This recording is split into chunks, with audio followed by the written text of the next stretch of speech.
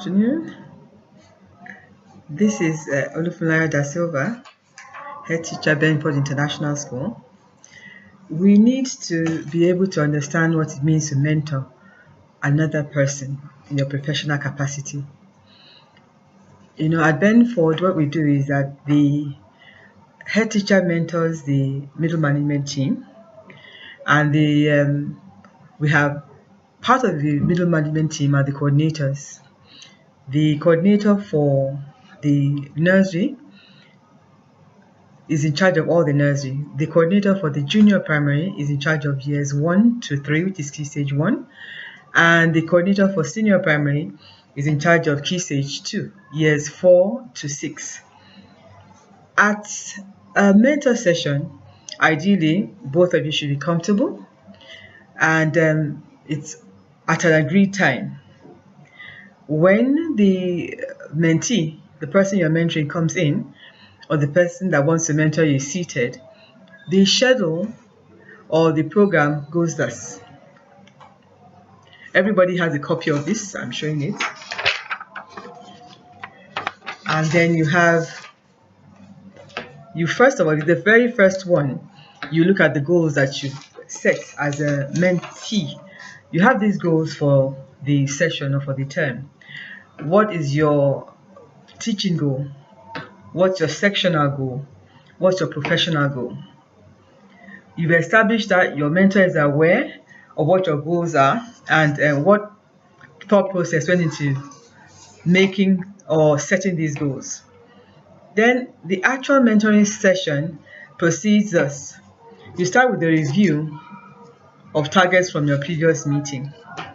Since this is the very first one, if it's the very first one, you set targets along the line of the goal set. Assuming my teaching goal is that I need for all the children to be able to understand the basic concepts of science that I teach. I need for them to be able to apply skills learned during that lesson or during the lessons over the term to everyday life.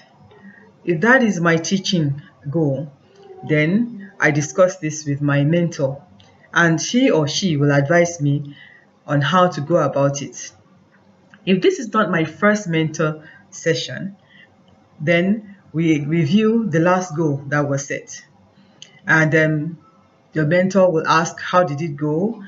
What do you think went wrong, or what challenging areas do you have? We're following this schedule here. It says review targets from the previous meeting, and we got through that. Okay, maybe you are given the target that you need to have better class presence. You need to be able to deliver your lessons with more resources, quality resources, pertinent resources. You need to be able to manage your time better.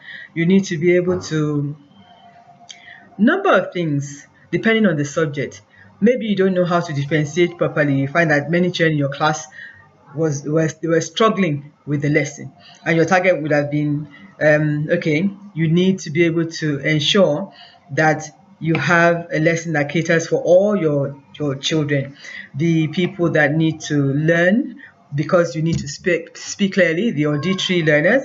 You need to have planned for the visual learners, and you need to have planned for the kinesthetic learner. You need to plan for your high ability learner that's way ahead of the rest of the class, and you need to plan for that child that struggles with what you are teaching. So what have you done to meet that target of differentiating better? If it's time management, have you allocated time slots to each of the aspects of your lesson plan, and are you following it? Are you making time for the fact that you've got to finish the lesson, they've got to copy the lesson, and you've got to mark or tick or do homework? And then the second aspect says discuss all of the following areas as required. The subject knowledge. Now, senior primary for this session has as a target, maybe it has a target including making sure that every child is confident in presentation.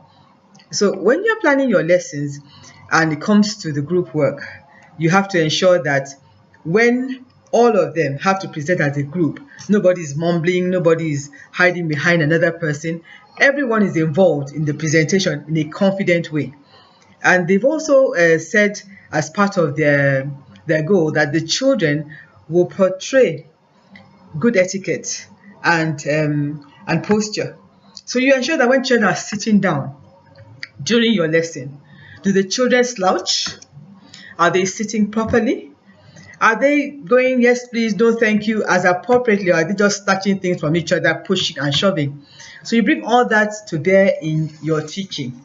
That is, you're weaving the goals of the section into your lesson. Subject knowledge for teaching also includes how do you make sure that your subject meets the goals that were set. You know the goals. You discuss that with your mentor. This is what I've been able to do. This is how far I've got to. This is what I think I need to do. And if you are lost, because all of us have times when we don't know what to do, this is the time to ask your mentor, how do you think I should go about it? This is the aspect I think I need advice and help in. Then you should discuss your progress in ICT. How much of ICT do you use in your lessons? Some people are very good with Moodle, not for just when Mrs. da-Silva or any person is coming to observe them, but they're very good in implementing. Hello, good afternoon. This is Olufunlayo da-Silva again, and we're still talking about mentoring sessions. During the last video, we were talking about the format the mentor sessions should take, and I was being particular about my school. We stopped at subject knowledge, at the subject knowledge aspect of the mentor session, because in the mentor session record sheet, we have where you discuss subject knowledge for teaching, assessment, classroom management, and review of previous targets, if any. Well, subject knowledge, like I said in the last video, is not just about how much you know or how brilliant a teacher that you think you are. It's about how do you deploy the knowledge that you do have to the children. When you are in your lesson, when you're teaching, when you're facilitating learning taking place, do people actually understand this subject that you know so much about? Do the visual learners, do they understand? Do the audio, the people that need to do things, the kinesthetic learners, do they understand this subject that you know so much about? The people that need to hear you, do they understand this subject? Because if you know so much and yet the children don't understand what you know, then you don't come across as somebody who has excellent subject knowledge. That was what we said. We're going on to the assessment part of. Hello, good afternoon again. This is Olufunlayo da-Silva, recording on mentor sessions.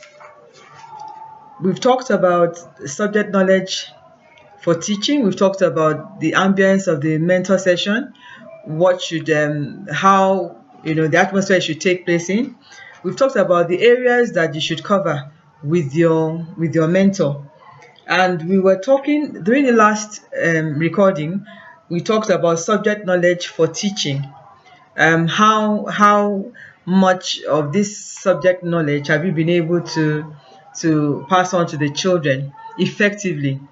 The auditory learner, the visual learner, the kinesthetic learner, how much of it? Now we're talking about assessment. We need to remember that when we are reviewing our performance in assessment, have we taken cognizance of the 3 domains of learning? The cognitive domain, how was the assessment, in that aspect? The affective domain, how was the assessment in that domain, in that aspect? And what about the psychomotor domain? Did your assessment throughout the lesson, with your starter, with your question and answers, with your activity deployment, with your plenaries, with your summative assessment, did they take cognizance of all these domains of learning?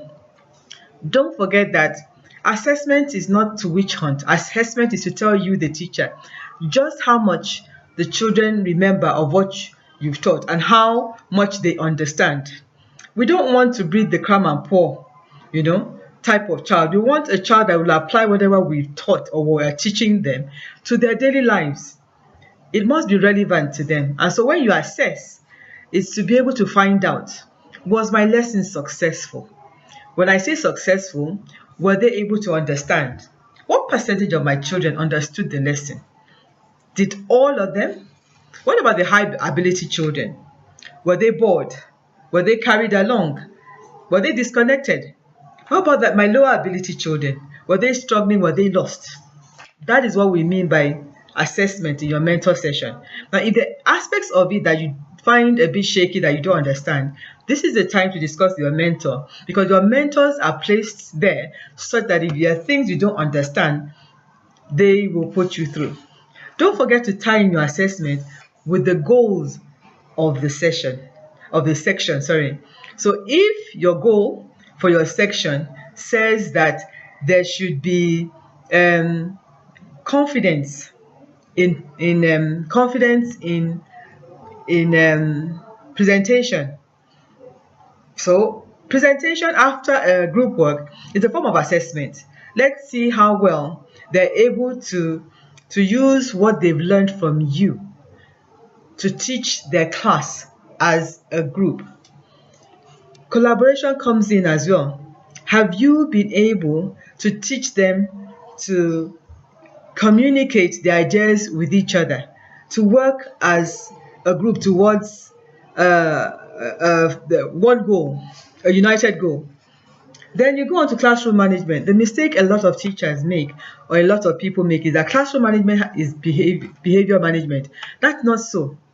Everything that goes in to make your lesson and your class the way it is, that child will learn and enjoy learning, is classroom management.